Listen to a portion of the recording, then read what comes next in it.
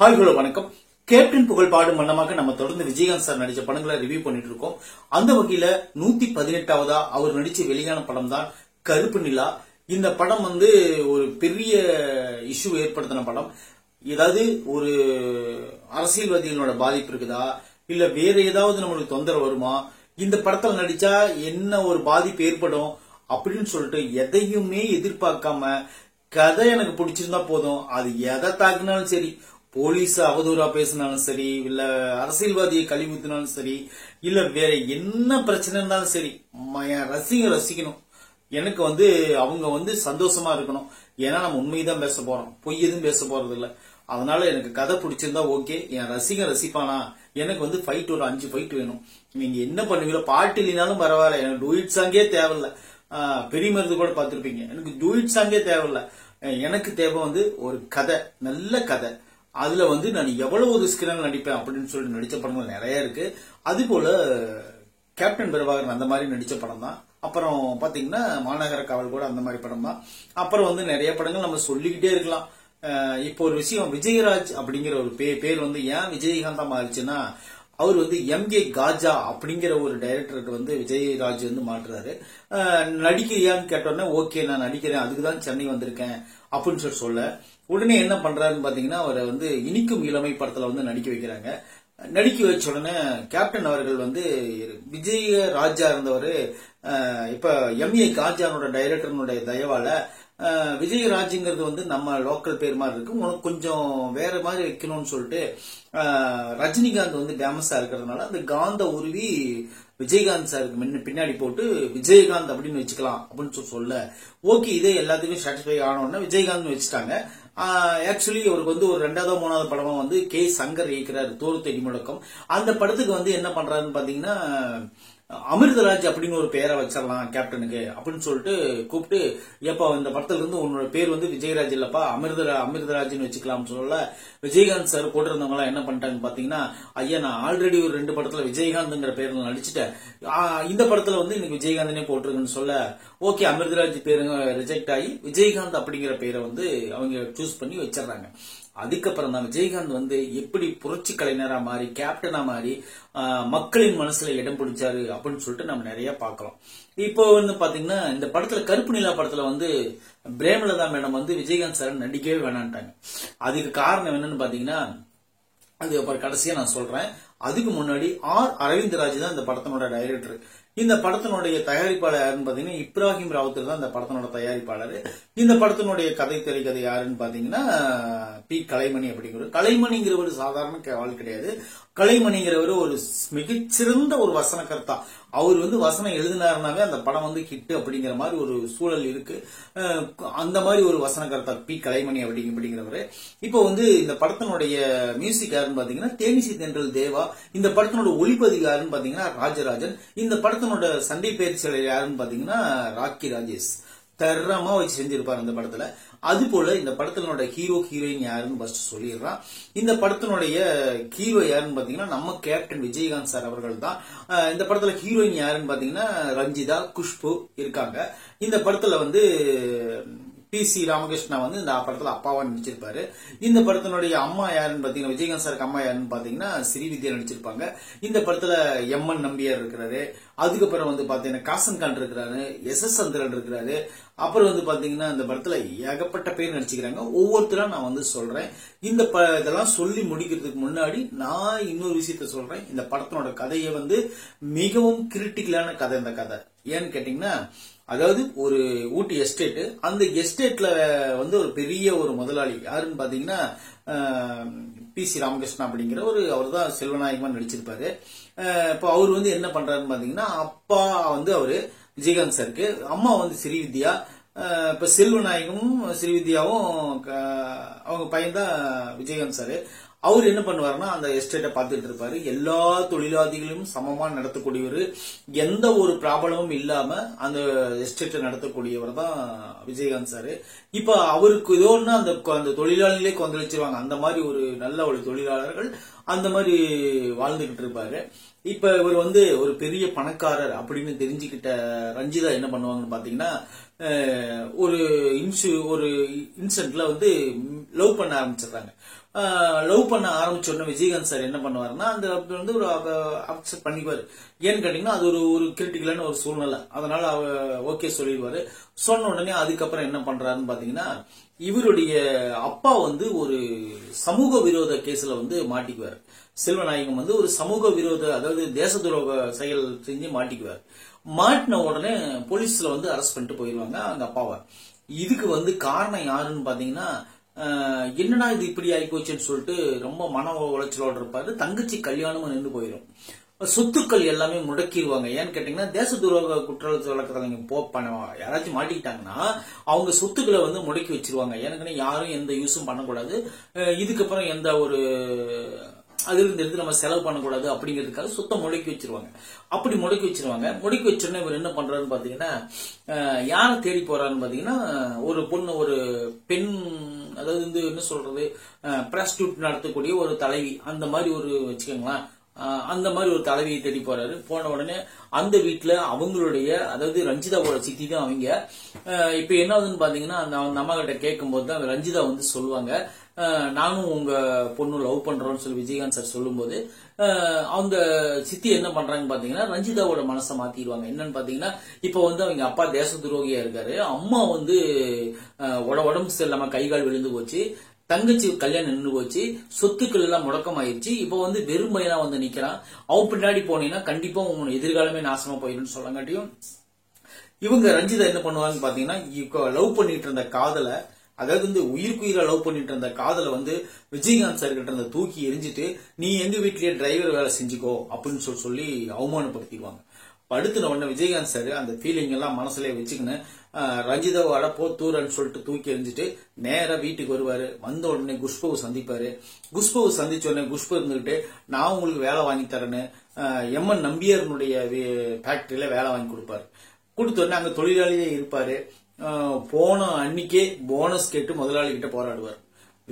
நம்பியார் சொல்லுவார், யாப்பா வேலைக்கு சேர்ந்தா ஒரு நாள் முடியல, அதுக்குள்ள தொழிலாளர்களுடைய கவனத்துக்கு வந்து நீ வந்துட்டியா அப்படின்னு சொல்லிட்டு அவர் கேட்பாரு. கேட்டோடனே நான் தொழிலாளர்களுக்கு எதுனா இறங்கி செய்வேன்னு சொல்லிடுவாரு. சொன்னோன்னே அதுக்கப்புறம் தான் தெரியும் என்னன்னு பாத்தீங்கன்னா எம்என் நம்பியாருடைய தங்கச்சி தான் விஜயகாந்த் சார் அவங்க அப்பா கல்யாணம் பண்ணிருப்பாரு. குஷ்பு வந்து விஜயகாந்த் சாருக்கு முறை பொண்ணா மாறிடுறாங்க. இப்ப வந்து இந்த பிரச்சனை எல்லாம் முடிஞ்சதுக்கு அப்புறம் எங்க அப்பாவை எப்படி மாட்டு விட்டீங்கன்னு சொல்லிட்டு நம்பியார் மேல சந்தேகப்பட்டு இருப்பாரு. யாருன்னு பாத்தீங்கன்னா குஷ்பு. அதனால நம்பியார் வந்து நான் அந்த அளவுக்கு எல்லாம் இறங்கி போக மாட்டேன், என் தங்கச்சி வந்து லவ் பண்ணி கல்யாணம் பண்ணிக்கிட்டான், அது ஒரு கோபம் தான் அவன் மேல, விஜயகாந்த் சார் எங்க அப்பா மேல அது சொல்லுவார் நம்பியாரு. அவன் மேல அது ஒண்ணுதான் எனக்கு கோவம், மத்தபடி அவன் மேல பரிசு ஒண்ணு கோவம் இல்லைன்னு சொல்லி உண்மையை சொல்லிடுவாரு. சொன்னே இதுக்கெல்லாம் காரணம் யாருன்னு கண்டுபிடிச்சே தீரணும்னு சொல்லிட்டு என்ன பண்றாருன்னு பாத்தீங்கன்னா அவங்க அப்பாவை சந்திக்கிறதுக்காக வாலண்டரியா ஒரு செயல் செஞ்சுட்டு ஜெயிலுக்குள்ள போவார். போனதுக்கு அப்புறம் அங்கதான் வந்து ஒரு ட்விஸ்ட் கிடைக்குது அவருக்கு. அவங்க அப்பாவை சந்திச்சு இதுக்கெல்லாம் காரணம் யாரு, நீங்க வந்து எப்படி உள்ள வந்தீங்க, இதுக்கு பின்னாடி இருக்கிற மர்மமான சம்பவம் என்ன, தேச துரோகியா மாறுற அளவுக்கு உங்களுக்கு என்ன பிரச்சனை அப்படின்னு கேட்கும் போதுதான் அதுக்கப்புறம் அவர் சொல்லக்கூடிய கதை தான் இந்த படத்தினுடைய கிளைமேக்ஸ் வரல வருது. இந்த படத்தை வந்து கருப்பு நிலா அப்படின்னு வச்சதுக்கு உண்மையிலே ஆர் அரவிந்த்ராஜ் வந்து உண்மையிலே இந்த படம் வந்து என்ன சொல்றது, அப்பெல்லாம் 95ல அந்த படம் வந்திருக்கு. அந்த அளவுக்கு ஒரு பெரிய இம்பாக்ட் ஏற்படுத்தின படம். டெஃபினட்டா சொல்றேன், நீங்க எல்லாரும் வந்து இந்த படத்தை நீங்க பாத்தீங்கன்னா உங்களுக்கு நல்ல ஒரு சூப்பரான ஒரு என்டர்டைன்மெண்ட் கிடைக்கும். இந்த படத்துல பெருசா ஒன்னும் ரஞ்சிதாவை தவிர ஒரு சின்ன ஒரு கிளாமர் இருக்கு இல்லைன்னாலும் சொல்ல, அப்பப்ப பாடல் காட்சிகள் அதெல்லாம் ஸ்கிப் பண்ணி விட்டுட்டு நீங்க வந்து இந்த படமா பாத்தீங்கன்னா அந்த மாதிரி ஒரு தரமான ஒரு படம் வந்து கருப்பு நிலா. இந்த படத்துல வந்து அவர் சொல்லக்கூடிய அந்த பிளாஷ்பேக் வந்து வேற லெவல் இருக்கும். இப்போ வந்து நம்ம நடிகர்கள் எல்லாத்தையும் யாருக்கு என்னென்ன கேரக்டர்னு நம்ம பாத்துருவோம். விஜயகாந்த் சார் வந்து இந்த படத்துல வந்து ஒரு சூப்பரான ஒரு தரமான ஒரு ஆக்ஷன் ஹீரோக்கு என்ன தேவையோ எல்லாத்தையும் கலந்து கட்டி பொழந்து அடிச்சிருப்பாரு அந்த படத்துல. அந்த அளவுக்கு ஒரு சூப்பர் பர்ஃபார்மர் நம்ம கேப்டன் அவர்கள். ஒவ்வொரு சீன்லயும் சும்மா ஜொலிப்பாரு. அந்த மாதிரி ஒரு சூப்பரான கட்ஸ் அந்த மாதிரி இருக்கும். அவர் வந்து ஒரு கதர் சட்டை போட்டாருன்னா அந்த கதர் சட்டைக்கே மதிப்பா இருக்கும். ஒரு காக்கி சட்டை போட்டாருன்னா அந்த காக்கி சட்டைக்கே ஒரு மதிப்பா இருக்கும். ஒரு கம்பீரமா நடக்கிறதும் சரி, அவர் பேசக்கூடிய அந்த வசனங்களும் சரி அந்த அளவுக்கு பிரபலமானது, பிரசித்தி பெற்றது. அந்த மாதிரி ஒரு சூப்பர் பர்ஃபார்மர் தான் நம்ம கேப்டன் அவர்கள். இந்த படத்துல வந்து அப்படியே சும்மா சொல்லணும்னா ஃபைட் எல்லாம் ராக்கி ராஜேஷ் வந்து நம்ம வந்து எனக்கு வந்து நான் சின்ன வயசுல பார்த்தது ஞாபகம் வந்துச்சு எனக்கு. ஏன்னு கேட்டீங்கன்னா தங்கச்சியை தோல் மேல தூக்கி கட்டிக்கிட்டு ஃபைட் அடிப்பாரு. அந்த ஒரு செம ஃபைட் சீக்வன்ஸ் அது. அது போல இந்த படத்துல பிரேமலதா மேடம் ஏன் அந்த நடிக்க வேண்டாம்னு சொன்னாங்க நான் சொன்னேன்னா, கதை சொல்லும் போது அதாவது கேப்டன் வந்து ஹெலிகாப்டர்ல தொங்கக்கூடிய ஒரு சீன் இருக்கு இந்த படத்துல. அந்த சீன்ல வந்து கேப்டன் வந்து கண்டிப்பா நடிச்சாகணும் கிளைமேக்ஸ் சொல்லும் போது அவங்க இருக்காங்க. இருந்த உடனே சொல்லிட்டாங்க இப்ராஹிம் ராவுத் கிட்ட, கண்டிப்பா நான் எங்க வீட்டுக்காரர் அந்த மாதிரி நடிக்க வச்சிடாதீங்க, தயவுசெய்து சொல்றேன், வேண்டாம் வேண்டவே வேண்டாம், டூப் போட்டு கூட நடிக்க வேண்டாம், அது ரொம்ப ரிஸ்கான சீனு, அந்த சீனே வேண்டாம், வேற மாதிரி கூட வச்சுக்கோங்க அப்படின்னு சொல்லங்காட்டியும், அதெல்லாம் ஒண்ணு நான் நடிக்க மாட்டேன், நீ கம்முன்று நான் பாத்துக்கிறேன்னு சொல்லிட்டு விஜயகாந்த் சார் போய் அந்த ஷூட்டிங் வந்து கோவால எடுத்திருக்காங்க அந்த ஹெலிகாப்டர் கிளைமேக்ஸ் சீன்.